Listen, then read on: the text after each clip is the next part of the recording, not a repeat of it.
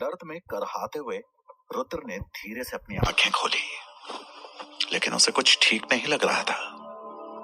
उसने हिलने की कोशिश की तो उसे समझ आया कि उसके हाथ पैर मोटी जूट की रस्सी से बंधे हुए थे। उसके पूरे शरीर में इस कदर दर्द हो रहा था जैसे किसी ने उसे बुरी तरह से मारा हो। उसे काफी कमजोरी का भी एहसास हो रहा था। उसे कुछ समझ में नहीं आ रहा था। बस दर्द से उसका सर फटा जा रहा था। ना ही उसे पता चल रहा था कि उसके साथ हुआ क्या है, और ना ही ये समझ आ रहा था कि वो है कहां। उसे बांधकर जहां रखा गया था उस चार दीवारी में रुद्र को घुटन सी हो रही थी। उसने सोचा, जहां तक मुझे याद है मैं अपने कमरे में पृथ्वी ग्रह के बारे में रिसर्च कर रहा था, जहां पर इंसानों के अलावा कुछ खतरनाक प्रजातियां भी रहती हैं, जिनके पास कुछ खास शक्तियां होती हैं। मैं उन प्रजातियों और उनकी शक्तियों के बारे में रिसर्च कर रहा था।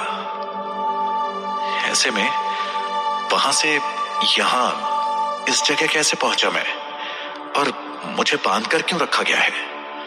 क्या मुझे कोई किडनैप करके यहां लाया है? तभी उसकी आंखों में एक हल्की पीली रोशनी चमकी। उसके पीछे दूर कहीं से पानी की बूंदें टपक रही थी, जो उसे और बेचैन कर रही थी। उसे दूर से किसी की बात करने की आवाज भी सुनाई दे रही थी। लगता है वो मर गया। उसे सिर्फ किडनैप करना था। तुम्हें उसे इतना मारने की जरूरत क्या थी? अनीता, तुम्हारे तरीके भी ना बहुत खतरनाक होते हैं। तो अनीता ने जवाब देते हुए कहा, तुम्हें भी पता है शालिनी कि मैं तो सिर्फ उसे किडनैप करना चाहती थी। अनीता और शालिनी इन दोनों औरतों की बातें सुनकर रुद्र सोच में पड़ गया। ये दो औरतें कौन है? ये दोनों मेरे ग्रह की तो बिल्कुल भी नहीं लग रही है। हमारे ग्रह पे तो सब एक दूसरे को जानते हैं, लेकिन मुझे तो इनके बारे में कुछ भी नहीं पता।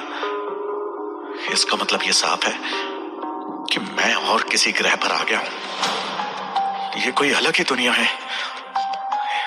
कहीं ये दोनों औरतें एलियंस तो नहीं?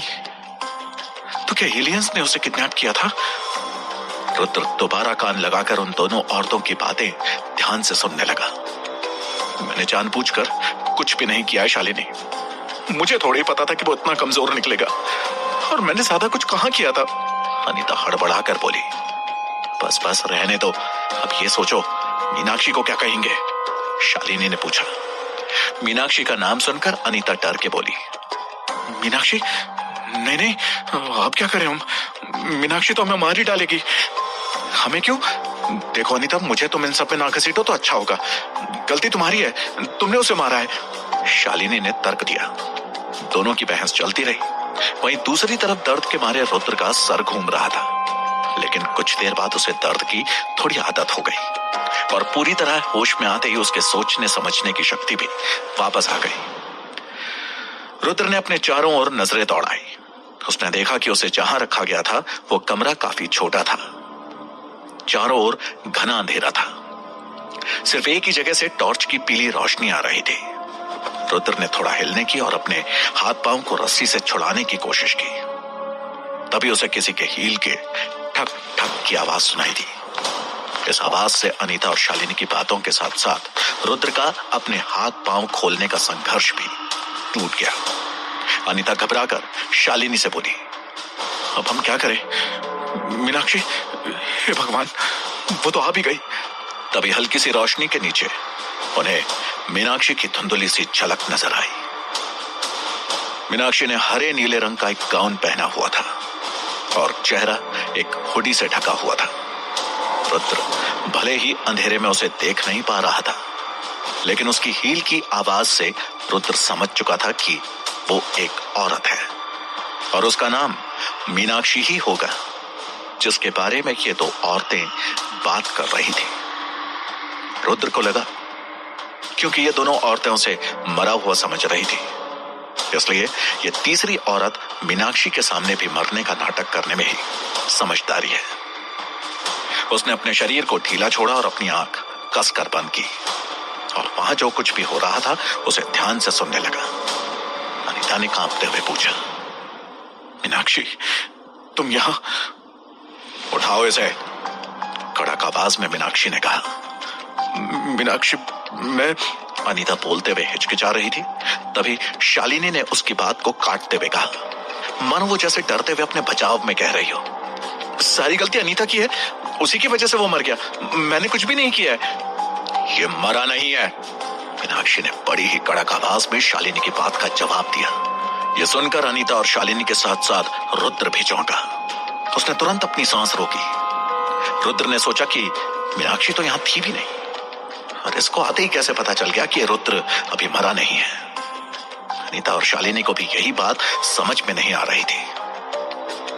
मीनाक्षी का सब्र अब टूट रहा था।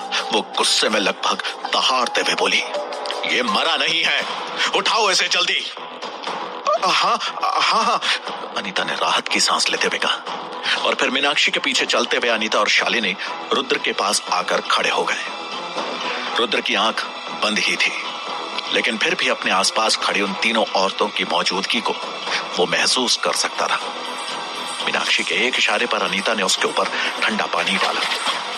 रुद्र समझ चुका था कि अब मरे हुए होने का नाटक करने का कोई फायदा नहीं, इसलिए उसने धीरे से अपनी आंखें खोल दी थी। रुद्र को अब सब साफ दिखाई दे रहा था। कमरे में उसके अलावा 3 लोग थे। बाकी दोनों के कपड़े भी मीनाक्षी की तरह ही थे, हरा नीला गाउन और चेहरा हुडी से ढका हुआ। उनके कपड़े किसी हॉरर फिल्म के कपड़ों की तरह ही डरावने लग रहे थे। तीनों औरतें रुद्र को घेर के इस तरह खड़ी थी जैसे उसकी बलि चढ़ाने वाली हो। तुम दोनों को थोड़ा आराम कर लेना चाहिए, मीनाक्षी ने रुद्र के सामने देखते हुए अनीता और शालिनी से कहा। दोनों समझ गई थी कि मीनाक्षी उन दोनों को वहां से जाने के लिए कह रही है, इसलिए अनीता और शालिनी ने धीरे से सर हिलाया और वहां से चली गई। मीनाक्षी की तेज नजरें रुद्र को देख रही थी, जैसे कोई जहरीला सांप अपने शिकार को घूर रहा हो। और फिर बड़े ही खूंखार अंदाज में मीनाक्षी ने रुद्र से पूछा, खजाने को खोलने का रहस्य क्या है? रुद्र ने अपना सर उठाया और हैरानी से कहा, खजाना? कौन सा खजाना? मुझे किसी खजाने के बारे में नहीं पता। गणेश राठौड़ जी, मेरे सब्र का बांध टूट रहा है। मीनाक्षी जरा भी हैरान नहीं थी उसका जवाब सुनकर। उसने मुस्कुराते हुए कहा, झूठ बोलने का कोई फायदा नहीं है, या तो फिर आप खजाने के बारे में बताकर अपनी राज्य में इज्जत से रजवाड़े बनकर वापस जा सकते हैं, या फिर किसी चूहे के पेट में सड़ सकते हैं। मर्जी आपकी है। उम्मीद है आप सही फैसला लेंगे। एक मिनट, कौन गणेश राठौड़? अरे मैं कोई गणेश राठौड़ नहीं हूं, मैं रुद्र हूं। आप गलती से गलत आदमी को पकड़ लाए हैं, रुद्र ने थोड़ा घबराते हुए कहा। राठौड़ जी, मीनाक्षी ने नम्रता से लेकिन धमकी भरे लहजे में कहा। लगता है अभी अभी आपकी जो खातिरदारी हुई है उससे आप संतुष्ट नहीं हुए। मैं अनीता को दोबारा बुलाऊं? इतनी देर तक होश में रहने के बाद अब उसे समझ आने लग गया था कि आखिर हो क्या रहा है। ठीक है राठौड़ जी, मैं आपको अच्छे से सोचने का मौका देती हूं, लेकिन याद रहे, आपका एक गलत कदम आपको मौत की गोद में सुला सकता है। मीनाक्षी ने उसे धमकाते हुए कहा। रुद्र बुरी तरह से नर्वस था। उसने दिमाग पर जोर डाला और वो सोचने लगा कि अब वो क्या करे, कैसे यकीन दिलाए कि वो रुद्र है, कोई राठौड़ नहीं। तभी उसके दिमाग में एक बात क्लिक हुई। उसने सोचा कि इस अजीब सी जगह में आने से पहले जब वो आखिरी बार होश में था तब आधी रात थी। अपनी लैब में अपने कंप्यूटर के पास बैठा हुआ वो अपने बॉस के लिए एक स्पीच लिख रहा था। पिछले आधे महीने से पृथ्वी ग्रह के ऊपर चल रहे उसके रिसर्च की वजह से वो इतना ओवरटाइम कर चुका था कि वो मानसिक और शारीरिक रूप से एकदम थक चुका था और थकान के मारे वो अपने कंप्यूटर के आगे ही सो गया था। सोने के बाद उसने सपने में देखा कि एक 40 साल का आदमी जोर से चिल्ला रहा है, महादेव शिव की शक्ति। और फिर अचानक से रुद्र को जब होश आया तो उसने अपने आप को यहां बेसमेंट में पाया। रुद्र को याद आया सपने में वो जगह जहां वो आदमी चिल्ला रहा था, वो जगह यही तो थी। हाँ, वो जगह ये बेसमेंट ही थी। ऐसा कैसे हो सकता है? मैं सपने वाली जगह पे हकीकत में कैसे आ गया? इस अजीब सी बात का एहसास होते ही रुद्र को पसीना आने लगा। सपने की जगह में वो कैसे आ सकता है, और अगर उसका किडनैप हुआ भी है तो उसके बारे में उसे कैसे कुछ याद नहीं। इन लोगों ने उसे कब और कैसे किडनैप किया, ये उसे याद कैसे नहीं है। और तो और उसके शरीर में जो दर्द हो रहा था उससे पता चल रहा था कि उसे बुरी तरह से टॉर्चर किया गया है। अगर उसे इतना टॉर्चर किया गया है तो उसे वो सब कैसे याद नहीं है। तभी रुद्र की नजर उसके अपने हाथ पर पड़ी तो वो देखकर वो हैरान था कि उसके दोनों हाथ मानो 18-19 साल के किसी लड़के के। उसने अपने पैर और शरीर के बाकी के हिस्सों को देखा तो वो और हैरान हो गया। अपने शरीर में एक अजीब तरह का बदलाव दिखाई दिया उसे। उसने वो शरीर खुद से लगभग उम्र में 7-8 साल छोटा पाया। इतना ही नहीं, उसका कद काठी, उसकी उंगलियां, उसकी मांसपेशियां, सब कुछ नया और अलग सा लग रहा था। पैनिक करते हुए उसने सोचा, ये क्या? ये तो मेरा शरीर ही नहीं है, ऐसे कैसे हो सकता है? उसने सोचा, कहीं ये सपने के अंदर कोई सपना तो नहीं। लेकिन अगले ही पल उसने अपना यह ख्याल नकार दिया। नहीं, ये जो दर्द के मारे मैं मरा जा रहा हूं, ये तो असली है, ये सपना नहीं हो सकता। तभी अचानक से उसकी आंखें चमकी। रुद्र ने अनगिनत साइफाई नॉवल पढ़े थे जिसमें उसने एक ग्रह से दूसरे ग्रह पर होने वाले टेलीपोर्टेशन के बारे में भी पढ़ा था। उसे पता था कि टेलीपोर्टेशन यानी एक ही टाइम जोन में रहकर दूसरे ग्रह पर ट्रैवल कर जाना, यानी कि वो जिस समय में अपने ग्रह पे था उसी समय में सिर्फ कुछ ही सेकंड्स के अंदर किसी दूसरे डायमेंशन में और किसी दूसरे ग्रह पे वो आ गया है। और उसने जितने रिसर्च किए थे उससे एक बात उसको पता थी कि उसके ग्रह के अलावा सिर्फ एक पृथ्वी ग्रह ही ऐसा था जहां इंसान रहते थे। तो क्या वो अपना ग्रह छोड़कर पृथ्वी ग्रह पर आ गया था? रुद्र को डाउट हुआ, कहीं उस सपने वाले आदमी ने तो उसे टेलीपोर्ट नहीं किया है, क्योंकि वो आदमी जिस जगह था रुद्र अब ठीक उसी जगह पर है।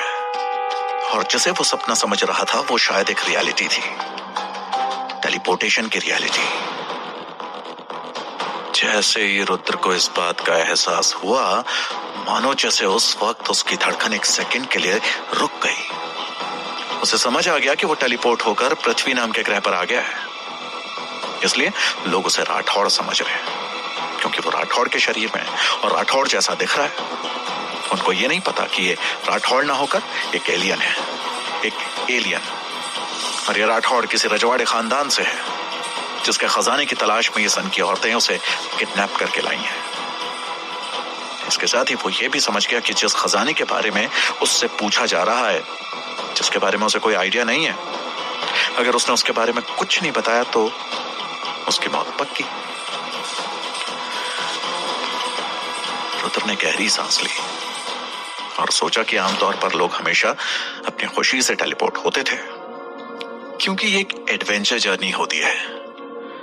वो शायद अब तक का सबसे बदनसीब टेलीपोर्टर होगा। रुद्र के केस में तो ये किसी एक्सीडेंट से कम था ही नहीं, क्योंकि वो एक ऐसे इंसान के शरीर में टेलीपोर्ट हुआ था, वो भी किसी दूसरे ग्रह के इंसान के शरीर में, जिसकी जान को खतरा था। रुद्र ये सब सोच ही रहा था कि मीनाक्षी ने उसका ध्यान अपनी तरफ खींचते हुए कहा, आपका समय समाप्त होता है राठौड़ जी। एक आसान सा फैसला लेने में इतना क्या सोच रहे हो? जो खजाना मैं लेना चाहती हूं उससे 1000 गुना खजाना राठौड़ खानदान के पास और है। आप उसके लिए अपनी कीमती जान क्यों गवा रहे हैं? मीनाक्षी ने उसे समझाया। रुद्र ने अपना सर उठाया और हुडी के अंदर मीनाक्षी का चेहरा देखने की कोशिश की, लेकिन उसे अंधेरे के कारण अभी भी मीनाक्षी का चेहरा नजर नहीं आ रहा था। फ्रस्ट्रेट होकर उसने मीनाक्षी से कहा, देखो मुझे सच में कुछ नहीं पता है उस खजाने के बारे में। अब मैं तुमको कैसे समझाऊं कि तुम सही में एक गलत इंसान से खजाने के बारे में पूछ रही हो। मुझे लग रहा है कि शायद अनीता ने तुम्हें ठीक से टॉर्चर नहीं किया। वापस बुलाऊं उसको? मीनाक्षी की आवाज ठंडी थी। जैसे ही मीनाक्षी अनीता को बुलाने के लिए पीछे मुड़ी और कॉरिडोर की ओर चलने लगी, रुद्र ने सोचा, ये पागल औरत कहीं उस खजाने के चक्कर में मुझे मार न दे। वो थोड़ी देर सोचता रहा और तभी उसे एक आइडिया आया और उसने मीनाक्षी को पुकारते हुए कहा, मुझे खजाने के बारे में पता है, लेकिन मैं तुम्हें अभी कुछ नहीं बता सकता। रुद्र के पास कोई चारा ही नहीं था। भले ही ये चाल रिस्की थी, लेकिन उसे अपनी जान बचाने के लिए ये चाल इस टाइम पर खेलनी ही पड़ी। ये सच में टेलीपोर्टेशन था या नहीं था, किडनैपिंग थी या कुछ और, ये समझने के लिए अभी रुद्र के पास समय नहीं था। अभी तो बस उसे खुद को इन खतरनाक औरतों से पीछा छुड़ाना था, इसलिए उसे जो सही लगा उसने वो किया। मीनाक्षी ने अपने कदम रोके और बिना मुड़े ही वो रुद्र से ठंडी आवाज में बोली, क्यों? रुद्र ने सोचकर तर्क दिया, क्योंकि अगर मैंने तुम्हें खजाने के बारे में कहा और फिर भी तुमने मुझे जाने नहीं दिया, तो मैं तुम्हें खजाने को खोलने का तरीका बता सकता हूं, लेकिन तुम्हें मेरी जिंदगी की गारंटी देनी होगी। तभी मीनाक्षी की जोर जोर से हंसने की आवाज आई।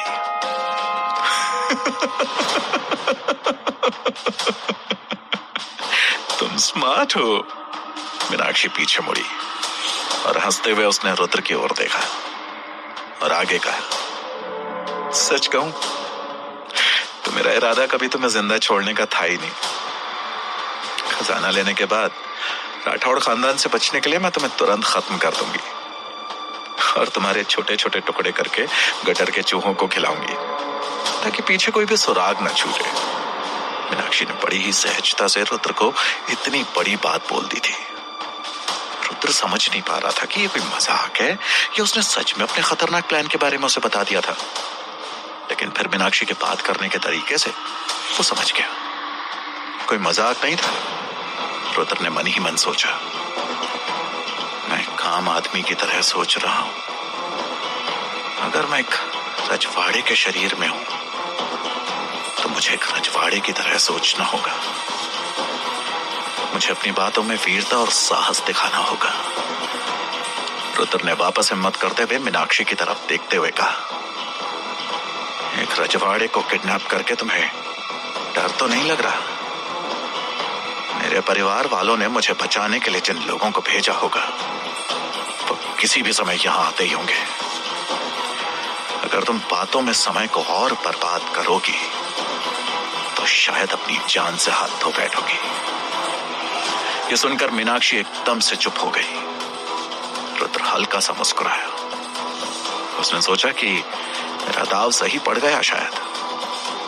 उसे चुप देखकर रुद्र का आत्मविश्वास और बढ़ गया और उसने धीरे से बात को आगे बढ़ाते हुए कहा, मीनाक्षी मैडम, अगर आपको वो सच में खजाना चाहिए तो खजाना मिल जाने के बाद मुझे जिंदा छोड़ने का वादा करो और ले लो वो खजाना मुझसे। और अगर उतना भी नहीं कर सकती तो फिर जाहिर सी बात है ना कि मैं भी खजाने के बारे में क्यों बताऊं? मरने के लिए? इससे तो अच्छा है ऐसे ही टाइम वेस्ट करता रहूं तुम्हारा, क्योंकि मुझे बचाने वाले लोग किसी भी वक्त यहां पहुंचते ही होंगे। सोच लो, मुझे मारकर तुम्हें ज्यादा फायदा होगा या वो खजाना हासिल करके? रुद्र ने पूरे कॉन्फिडेंस से एक ही सांस में ये सब कुछ कह दिया था। कुछ सोचकर आखिर में मीनाक्षी बोली, ठीक है, दरवाजा खुलते ही मैं तुम्हें जिंदा जाने दूंगी। तुम बस जल्दी से उस खजाने के दरवाजे को खोल दो।